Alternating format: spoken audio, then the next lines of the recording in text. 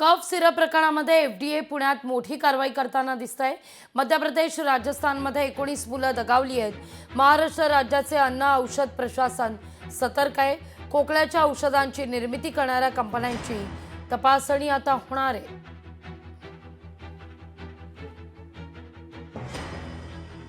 औषधे देताना या निमित्ताने मी असं आवाहन करू इच्छितो की औषधे नेहमीच ही रजिस्टर्ड मेडिकल प्रॅक्टिशनरच्या सल्ल्यानेच घेण्यात यावीत। स्वतःहून कुठल्याही औषधाचं सेवन करू नये। त्याचप्रमाणे नागरिकांनी एकदम घाबरून जाण्याचं किंवा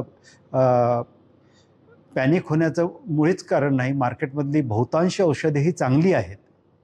आम्ही ते वारंवार आमचे लोक त्याचे नमुने घेत असतात। नमुने घेऊन आम्ही ते लॅबॉरेटरीमध्ये त्याची चाचणी करत असतो।